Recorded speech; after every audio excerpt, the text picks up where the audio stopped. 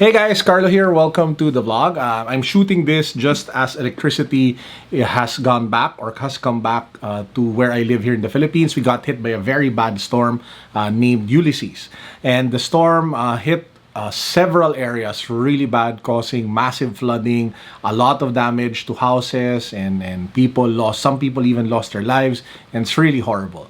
And if, as you are watching this, and if you find yourself that you want to help out, I will list down below some charitable organizations that you might want to check out and support so that you can bless a couple of people who are in need here in the Philippines. And with that in mind, I wanted to unbox and do an on-feet review of a sneaker that I'll be putting in a series of mystery boxes that will be releasing later this month or maybe in December, with the hopes of raising additional funds to be able to help with relief and rehabilitation efforts. And with that said, let's get to the shoe. I'll try to put on some positive vibes, but it's really kind of hard with the current situation that we have here in the Philippines. But anyway, let's get to it.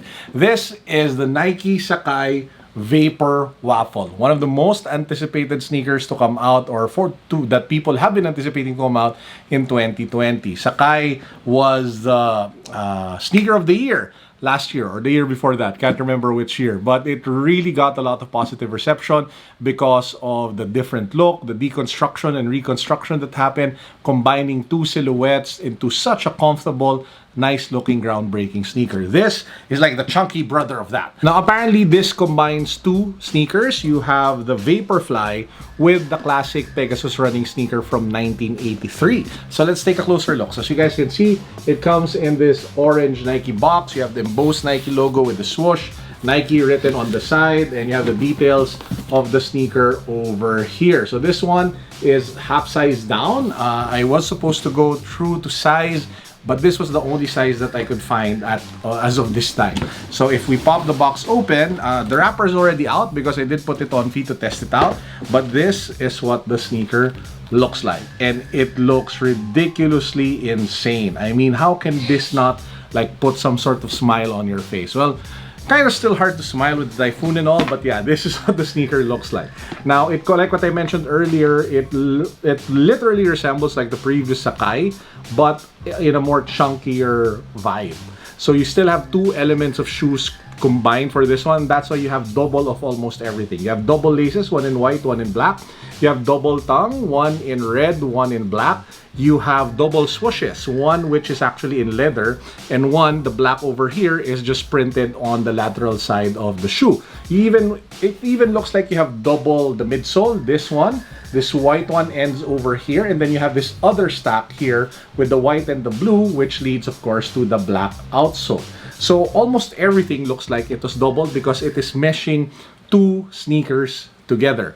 Now, other elements, you still have the suede that Sacai used with the previous sneaker here at the toe cap, as well as the eye stays. And then you have some sort of like transparent paneling, mesh paneling along both the lateral and the medial side. So you can actually, I'm not sure if you can play around with the color of your socks to make it stand out a little bit, but you should be able to because it is kind of transparent. Now, when it comes to the leather accents, apart from the swoosh, you also have the Nike Sacai logo and the heel clip over here to provide a little bit more structure. Now, the big question is, how does it wear? How does it feel when you put it on feet?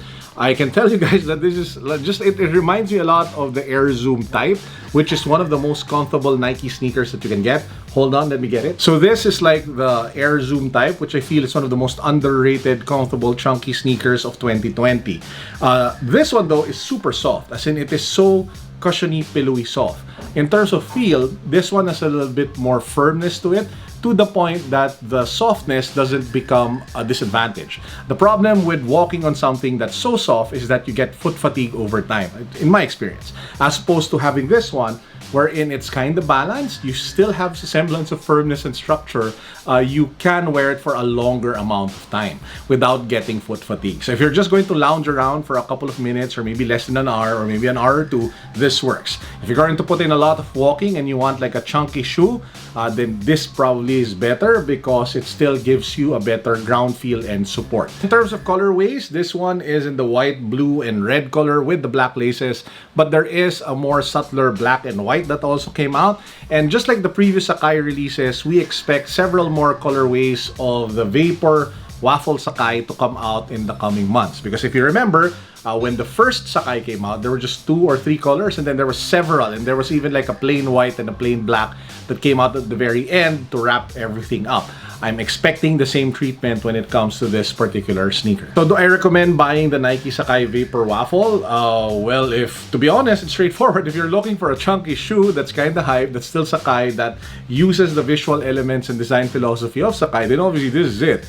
I mean, this is the only one you can get, right? But if you want something that's more on the subtler side, narrow side, nothing as chunky as this, then you can go for the original releases or the first wave of Sacais that came out in the previous years. So that actually wraps up my quick review of the Nike Sacai Vaporwaffle. As for the mystery box that I mentioned earlier, I will be releasing the details of that one on my Instagram and Facebook very soon. So please do follow me on Instagram, check me out on Facebook, so that when we release the mechanics, you guys can see them for yourselves. And before we wrap up the episode, let me just plug that I do have a dedicated YouTube channel for watches. The latest video that I have on that channel is my unboxing and on-wrist review of my very first Panerai watch. So this one I recently picked up. So if you want to see the unboxing, if you want to see my thoughts on this watch, as well as the story, the almost 10-year journey of how I came to eventually buying it, please do check out my watch channel. It should be linked down below.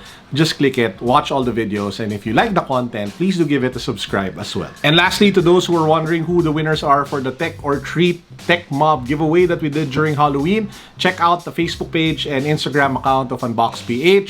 It's announced there. And with that said, this is Carlo signing out. I hope you guys are safe. I hope you guys are dry. If you were affected by the storm, my heart and my prayers go out to you. I'm sure and I'm praying that you guys will bounce back soon as possible. And if you are comfortable and if you were unaffected, again, the call for you is to help and try to be part of the solution. Guys, this is it for now. Peace. God bless. What's up?